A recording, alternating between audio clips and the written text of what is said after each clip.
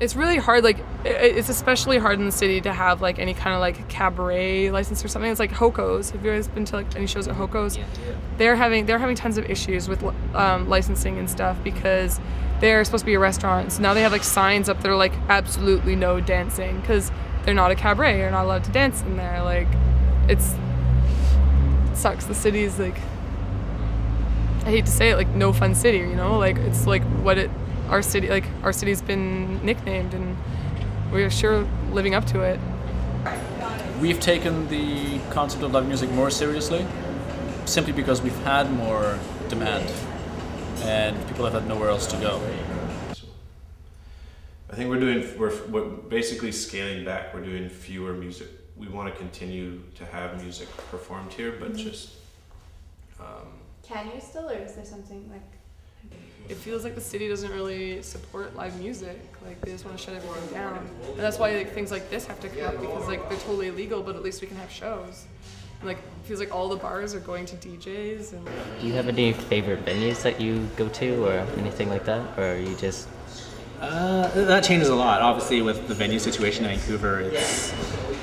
You know, you have one that pops up and then the next week it's closed down. So just in the past year, we've had almost like a venue close down once a month. And I like the Peanut Gallery.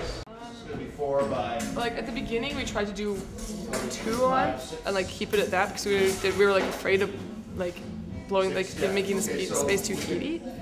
But by the end, we were doing shows, like, pretty much every weekend, sometimes 2 shows a weekend, but they were running so smoothly, like, and, like, the bouncer and everything, like, the cops would drive by and, like, they were totally aware of us, but we weren't giving them any reason to come down. We were keeping upstairs totally clear. Like, everybody found it kind of, like, charming in its, like, weird way, like the stink of, like, the black mold and the, like, bags of cans that I would never return, and, like, I don't know, like the stairwell, everyone's, like, always so, like, amazed at coming down. Like, that was, like, my first experience down here, and it was, like, the same thing, like, coming down, like, these stairs into, like, a dungeon, but then, like, you come down here and it's, like, full of, like, really rad people, and it's fun. There was nights that we had to turn people away because it was too packed down there. Like, I would say a comfortable amount of people, but still, like elbow to elbow was 150. But, like, sometimes I'm sure we got up to, like, 170, maybe, like, getting, like, too close to 200, and like it would be, like, disgusting down there, and, like, you couldn't move, like, you couldn't even move, like, at the back by the bar, like, just insanity. So, like, just stupid.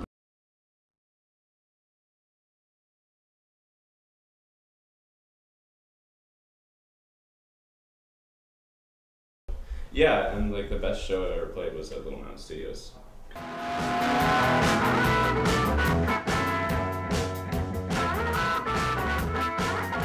What I think about Little Mountain Studios is that every time I'm there, I find the people that I'm surrounded by are my friends, and so I always have a good time.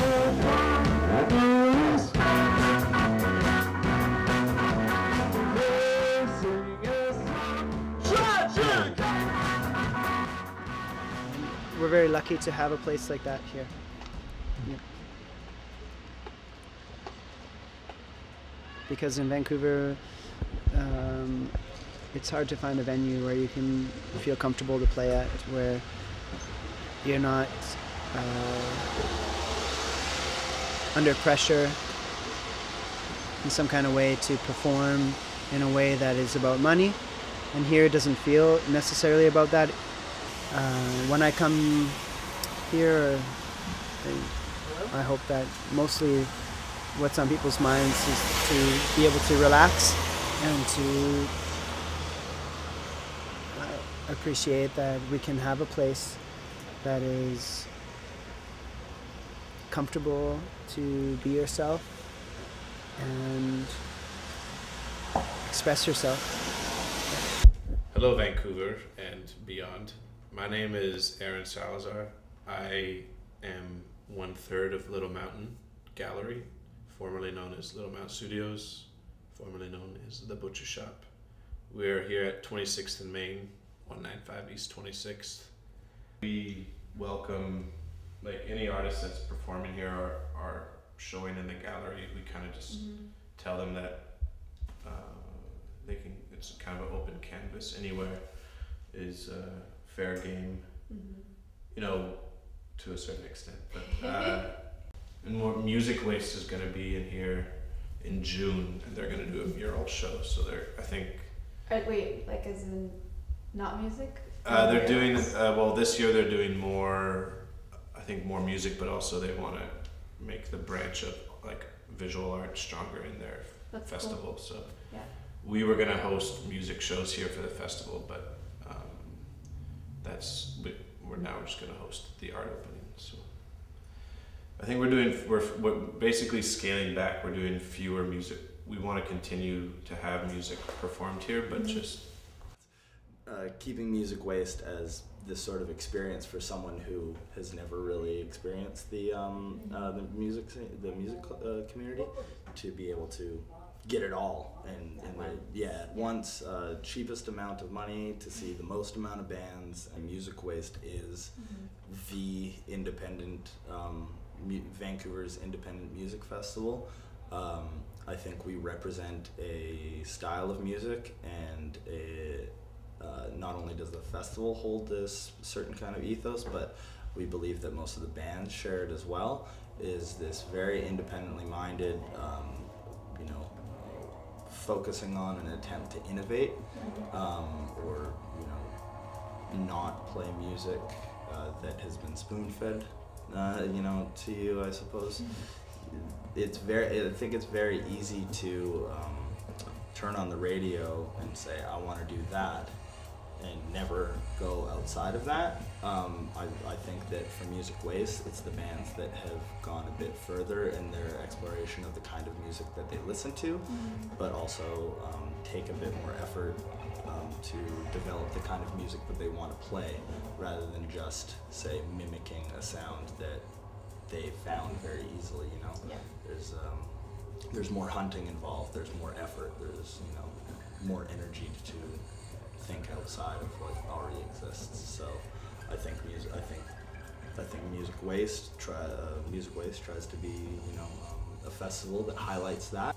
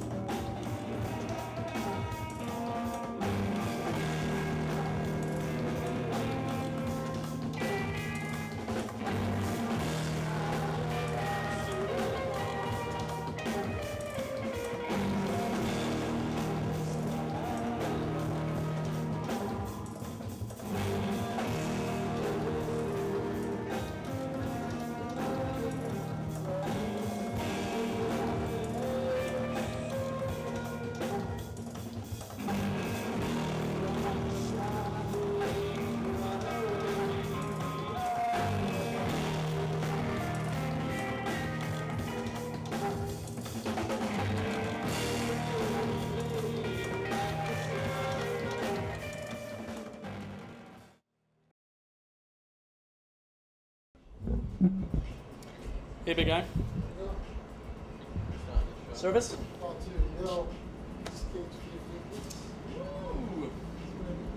These guys, they ripped and burned their record here on their laptops with their mobile studio gear, and they didn't have any extra CDs to burn them, and their burner broke, so they used my laptop. So this is their first press for me. Feel so proud. Well, Lugz Coffee is the oldest cafe on Main Street. We've been here just about 16 years. It's run by young people, like myself. I took this place over when I was 22, and it's been in my hands for the last 8 years. We provide ethical imports of beans, coffee, tea, spice. We make our own chais, so we provide food and drink. We bake everything ourselves. And of course, we also provide a venue for people to jam, to record, to entertain their friends, to release their CDs, and to basically have a good time. We provide a venue for all ages shows, which means that we don't necessarily have to have liquor, like beer, wine, etc., etc. Or we provide a venue where licensed events can take place in a safe environment, run by young people who are not profiteering gluttons looking to make money off booze, but are more interested in good events, good music, in a safe environment for that to take place. We have not advertised anywhere, like as far as put out an ad saying we want musicians. We just set up a MySpace page, a Facebook page, and then started having good shows, and friends of artists told friends of artists and other artists, etc., etc. And it's basically one of those inductively, independently promoted things. Some city council members have mentioned Lugz as an example of an independent venue that is doing well with live music, that they support as a live music venue. I was just told that this duck will soon be a prize to the most majestic dancer that we find here tonight, so please, think ahead.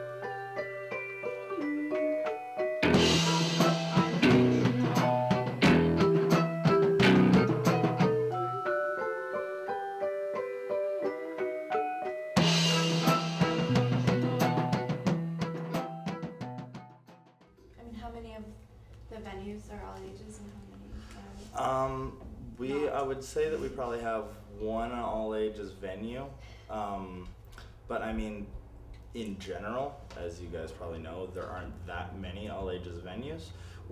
I run a festival that has a break-even funding model. Those places that you're able to put on all-ages show in the city, you have to pay a rental fee for a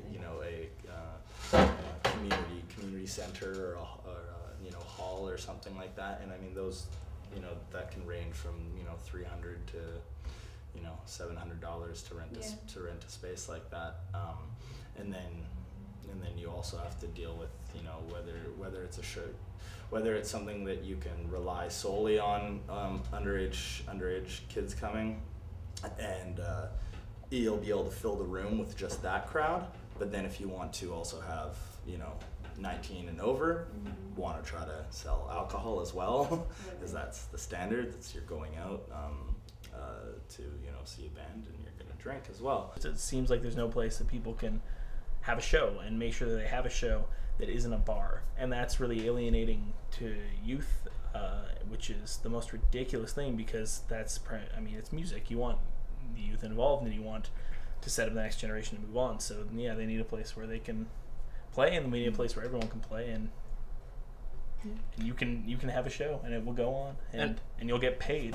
Well, as a growing city with more and more aspiring young artists, there is an increasing demand for people to go and have places to play and do things, and socialize, without being limited to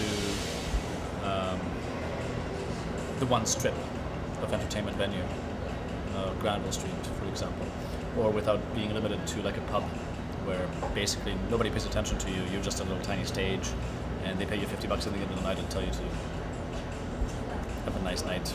And so here the centering aspect is on the act, the music, and a lot of bands who've played larger venues like the Media Club want to play here because people actually pay attention.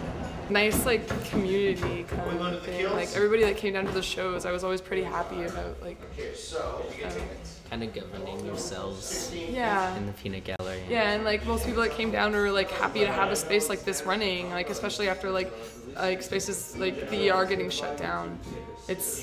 And then now this is shut down. It's people moving on to other spaces that are doing similar things and trying to support that. And it gives you way more freedom to be able to put on shows in a space like this because like everything else is like some bar that some guy owns, and it's like he like at my first show at the Met, the boss is standing there cracking his neck, like stressed out, and I'm like, oh, shit. And he's like, there's feedback, these bands are terrible, and I was like, that feedback is intentional actually. Like, but and then like you can't do the all ages thing.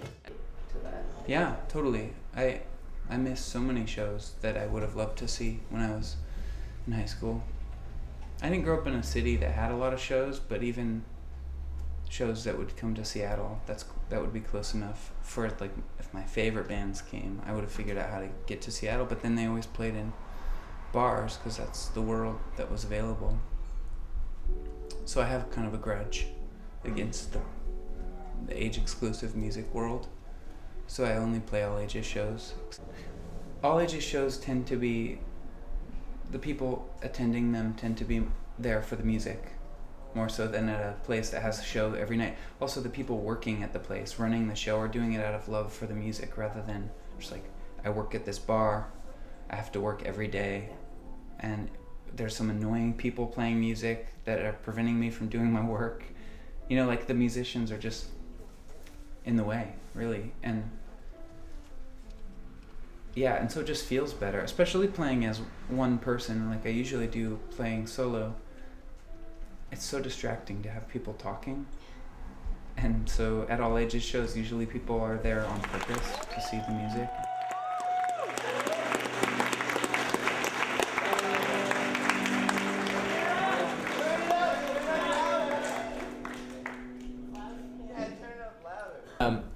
The one thing that I've sort of like come to realize, and like I always want to put this out there about all ages shows, is like the thing about a show is it sort of has a limited impact on its own.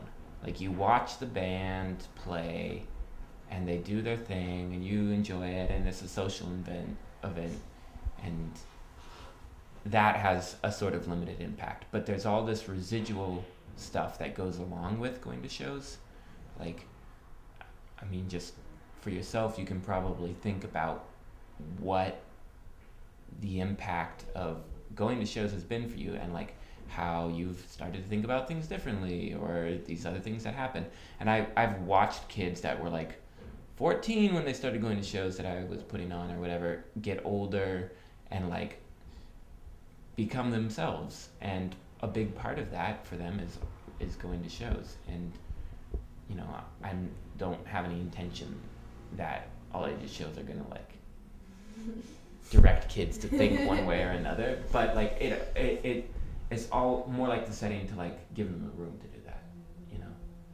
So yeah, and especially if it means like becoming creatively active, that's awesome. You know, that's the best. Or even better, becoming like civically active and minded, like actually feeling like they're a part of their town and community, that they have some sense and say in what goes on in the place that they live. That's huge. That's huge. And that's what the adult world wants from adults, so why not just let the all ages community in on that also.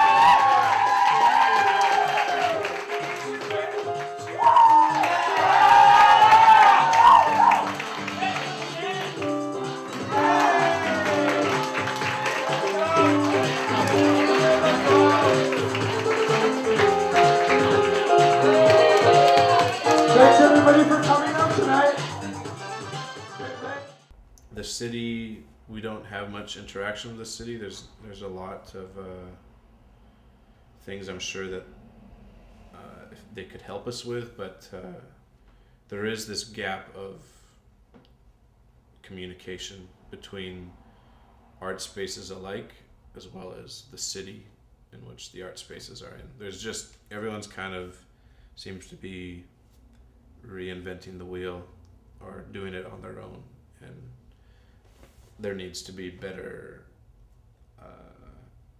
communication, I think, between these spaces that there's a huge need for.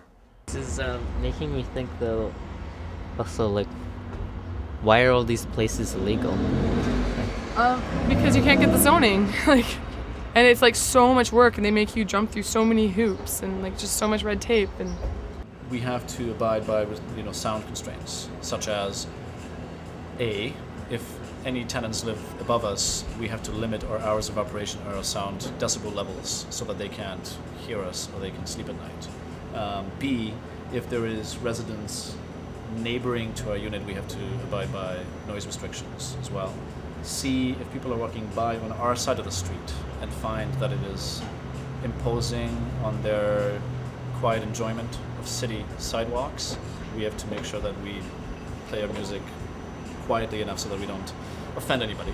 And D, across the street, if people hear us and we are too loud, namely people sitting on the patios of other bars or those living in the apartments across the street, if they feel that we are too loud, that can cause a problem. Having said that, all those 4 items, we've never infringed on anyone's quiet enjoyment of the city property. We don't have any tenants living upstairs. We haven't upset anybody. We don't have any tenants living next to us. We have not upset anyone. And in fact, all our neighbors love all the music we play. They would like me to leave it on 24 hours a day.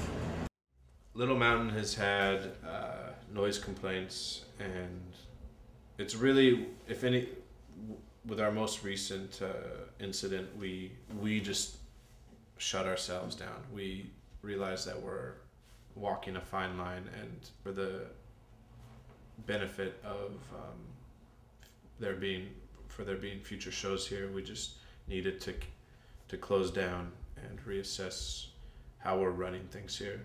If you do abide by all the rules, but you still piss people off, there's always going to be a crack in the system to shut a venue down, even if you're not doing anything wrong as such. And I know that some of the questions you're going to ask me are going to probably venture into that territory, but even if you do everything right, you can still be penalized. But if you're lucky, and if you do everything wrong, but you have good relations with your neighbors, you may continue to do so, because everybody likes you. That's one of the injustices of what goes on in the world. Things aren't cookie cutter, white or black. It's really easy to complain about outside forces or other people that for a lack of venues or a lack of support. In Vancouver, spaces get shut down or legitimate venues stop putting on live music shows and go more towards, DJ nights. And I really dislike the idea of blaming the venue or blaming the police or the city. I think people need to take more of a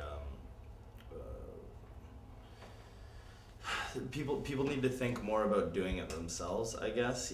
There's no one to blame for not enough people going out to see a live music event, except, I guess, ourselves. If you're not promoting the event well enough, if not enough people are coming out to see the show, the bar is going to say, well, I'm going to start doing something that brings in people. So you can't blame a business, a business person for trying to keep their business afloat. I really dislike the complaining about spaces like the ER and the sweatshop getting shut down because they're illegal spaces. They're not up to fire safety codes. I guess you can say the codes need to be relaxed a bit more, which is true in a lot of cases. There are some spaces that are unnecessarily persecuted by the police, but yeah, new spaces always pop up, and if you know, an illegal space that puts on awesome events once a week gets shut down after 3 months, or gets shut down after 2 years, you can't really blame someone or complain about it. That's just what happens. It's, you know, you talk to people that are 10 years older than myself. There were other you know, warehouse venues that existed for a while, and these people will talk about those times fondly, and, you know, remember how awesome the music scene was then. And, you know, the same as, I guess, you know, you guys will be 25, 26, and you'll be talking about some, you know, warehouse space that existed for a few years. And yeah, it always comes and goes. You know, you can read, you can hear interviews or read interviews with dudes that are around in the early 90s in Vancouver. It's always the same thing. There's always a lack of venues or a lack of support, but what I've realized over the last few years is to just shut up and stop complaining about it and just make the best of it, and, you know, put on better shows, find alternative spaces. If you can do it for one night, perfect. If you're able to get away with it for a bit longer, even better. And yeah, as long as there's a place to plug in, I think you should try to do it. You know, you're not gonna get tossed in jail. You might get fined, but, you know, it's kind of worth taking that chance, just for you know, for a good time. As I said, the best shows were always the ones that weren't in a bar. Cool. And we'll leave it to others to open up soundproof all ages spaces, which is, if anyone out there has soundproofing capabilities and a space, there's a lot of bands that don't have places to play. So.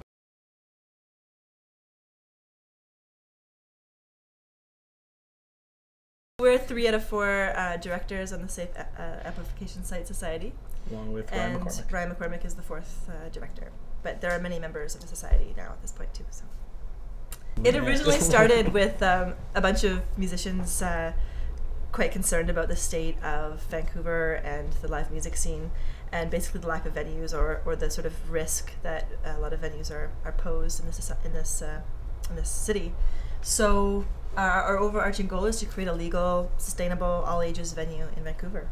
Yeah, well, in Olympia, I am the co-director of a space called Northern, which is in part an all-ages venue and sort of generally a kind of community mixed-use art space. We have a gallery component. We do things like workshops and film series, but our bread and butter is shows. At this point, we're just a society that's seeking a site. Obviously, the name is a play on words on the safe injection site that's quite controversial in Vancouver. And so the name is derived from that, sort of almost a joke, but not really, because it's serious, that there aren't safe spaces that are safe in the sense that officials won't be walking in with decibel meters, shutting bars down like they do to Hoko's karaoke, or you know, citations of strange fine print in laws that prohibit dancing. You know, so there are those sorts of things that we're seeking in a site, is something that is sustainable in that respect, that it adheres to codes, it's legal, it's zoned properly. So we're taking it slowly. At this point, we're a society that basically is drumming up a lot of support, a lot of publicity, a lot of discussion, and a lot of strength at the community, at the grassroots level. And I think that is the goal of the society, is to seek that site and seek it well and find a good site. And that, therefore, we won't get shut down, we won't be in trouble, we won't exclude people, we won't you know, have troubles. Generally, it'll be a long-lasting, permanent thing. Essentially, it's really hard to keep open because the business model is you don't take in very much money. You give the little amount of money that you do get to the performers, and the amount that people are willing to pay to go to shows is insanely low. You know, like, people want to pay $5 to go to a show, which is what they wanted to pay to go to a show 30 years ago. So there's like no inflation. No, not adjusted for inflation at all. So generally all ages venues are really hard to keep open. Our way of dealing with that is that we are a nonprofit, and so we have some tax exempt status. We can apply for grants.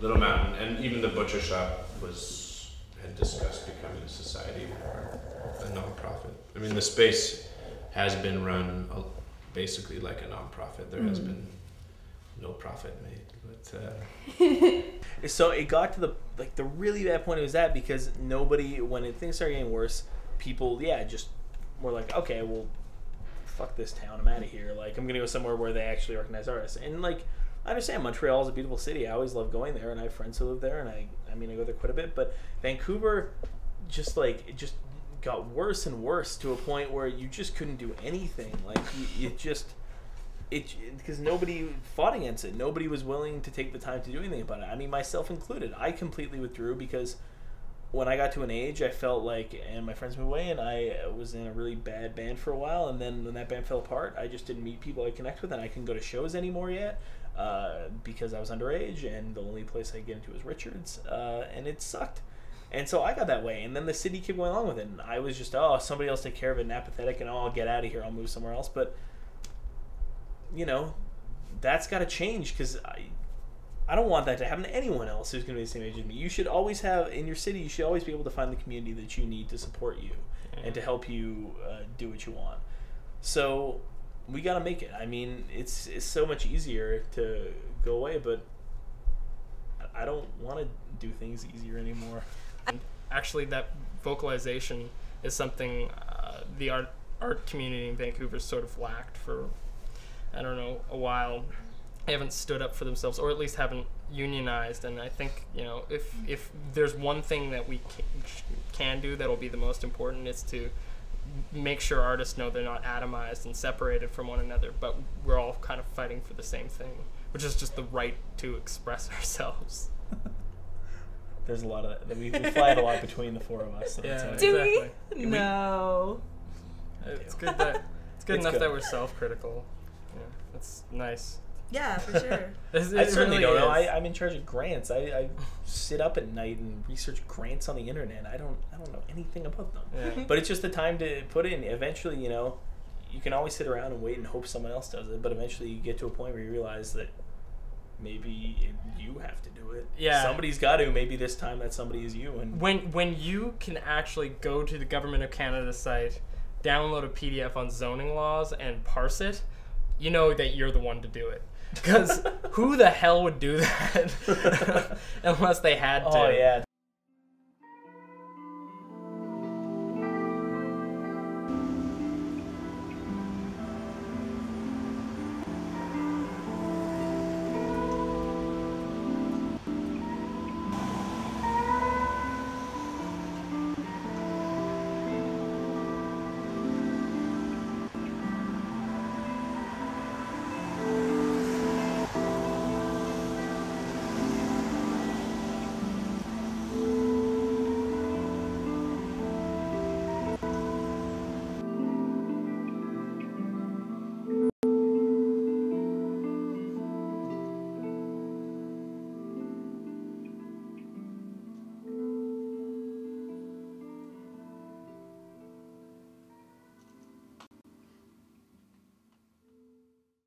The real deal with Little Mountain Gallery in regards to why it exists still is because we have an awesome landlord. Like, Yeah, I would go to bat for Bernard, who's our landlord, like any day of the week. The fact of the matter is that he hasn't raised the rent in, 7 years? Yeah, it's gone up like $50 in like 7 years. And in 4 years, he hasn't raised the rent at all. Which is crazy because in the last 4 years, this part of Main Street has changed dramatically. There was a situation a few years back where we had to go to talk to the city because they reevaluated the property value of the building. And so the building, which is Little Mountain and those businesses I mentioned, is worth $20,000 legally. The land at the time was worth like 600,000 or something like that. I forget the exact number. And in 1 year, it went from like 600,000 to 1.1 million. So like obviously that affects like that affects like your property taxes. So he came to us and was like, well, the situation is that I'm comfortable with what I'm charging you, but if they're going to raise my taxes, I'm going to have to charge you more.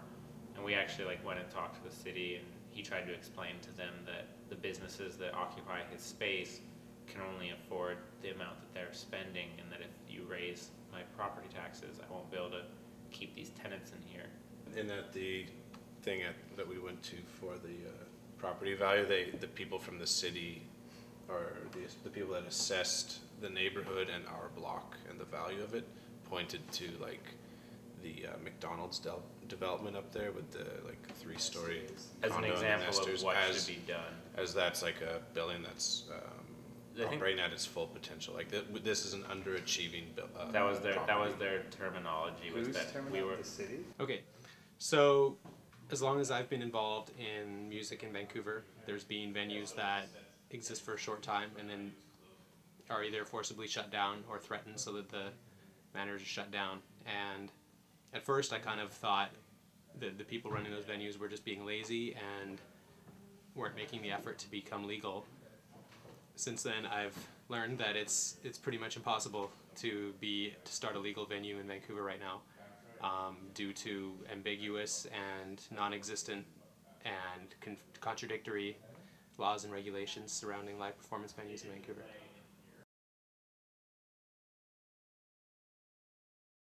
Why was Peanut Gallery never licensed, or? Oh, it couldn't. It's zoned for storage. There's maybe supposed to be like this many people down here at one time, and that's it. It's so like there's like zoning issues and everything. So, yeah. It was totally legal. I wanted to ask you something. Yeah. Do you want to remain anonymous for this? Oh, I don't care.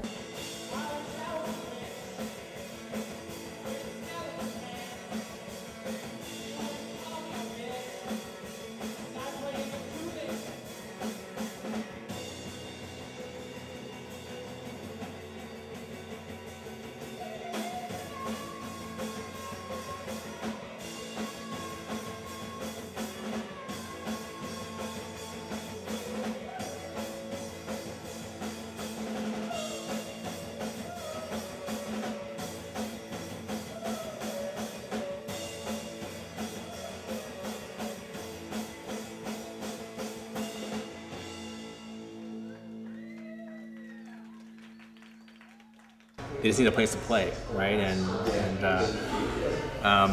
if they can't afford to play, at Richards or at the Commodore, then they're gonna have to find whatever venues that are out there, whether it's makeshift venues or so. Yeah, I think it's pretty vibrant, and it's good to see stuff happening, like whether it's putting on shows at a bank machine or at a parking lot, then it's got to happen.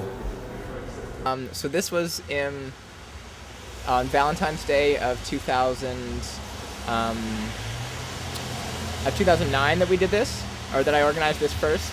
And the idea was that we'd get a whole bunch of bands together and do sort of an ATM crawl and play in ATM rooms of banks along Hastings Street, just sort of as a practice of changing spaces, changing what is to me quite a negative space as a bank into a really positive space as an indie show. And it turned out really, really well. There's lots of people showed up, and I think 6 or 7 bands played. And the police were phoned at the last bank, or the police showed up, and then the police phoned the manager, and the manager was totally okay with it. So then we ended up doing Getting Our Debt again for the Signal and Noise Festival in April. And actually the bank hired a security guard for that show. But I had that planned, so we went around to another bank and played in there. Same thing, really, really lovely. And it's just, yeah, this practice of changing spaces from negative spaces into positive spaces. And then it's also sort of a gentle comment on just the really embarrassing lack of music venues due entirely to the really ludicrous set of bylaws for music venues in Vancouver. So I've also put on shows. We've done under a tunnel at the Leaside Skate Park, under Cassiar and Hastings, and we put out a cassette release show on December 22nd in 2008 at the Undercover parking lot of the General Gordon Elementary School. I almost feel too like these shows are quite a lot more interesting. I mean, you go to a show at Pat's Pub, or you go to a show at it used to be the Peanut Gallery, or and those shows can be really fun, but after a while you sort of know exactly what's going to happen. At least I felt like I sort of knew exactly what was going to happen, and organizing shows in really odd venues creates this. I think it catches people off their guard and creates this really open, wonderful, almost dreamlike space in which there's this collective feeling of an excitement of the possibility of music. Yeah, well, you guys are at the right age. Like you can, when you're like time to move out, get a house that you can have shows at. Like some like slumlord that won't care, and like maybe a place that has not so many neighbors. Like one of the really great things, like I used to live in this warehouse called the Chair Factory. It's like 6,000 square feet, and that got shut down last year as well. But it was like 6 bedrooms and then 6 studios, a jam space in the middle. We'd have like shows and parties there sometimes. And then downstairs was another warehouse called Frank's, like Frank's on Franklin. It was this big blue room, and there'd be shows down there too. But all that stuff gets shut down. Or like we got kicked out of the Chair Factory because the landlord got a better offer on rent, because we had like the cheapest rent ever. So like my rent for my bedroom was like $450, and I had like a bedroom and a big studio and like jam space and all this stuff. It was just like glorious.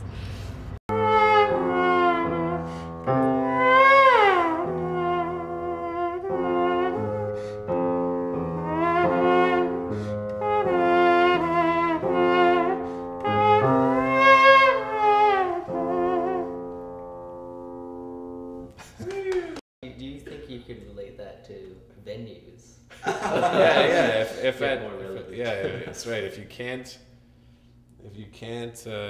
find a venue to play at, then try and steal a horse, and then if you fall off the horse while stealing it, you've got a great story. Our venues are a lot like horses. They're hard to find, they're expensive, and if you leave an apple around, it's gonna disappear.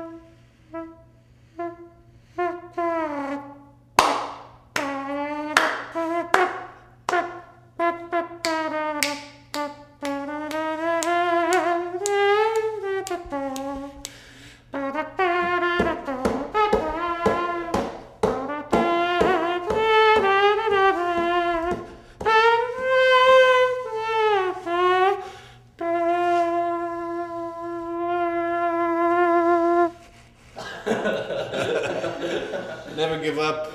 Never gonna give up. Never gonna give up. Yeah.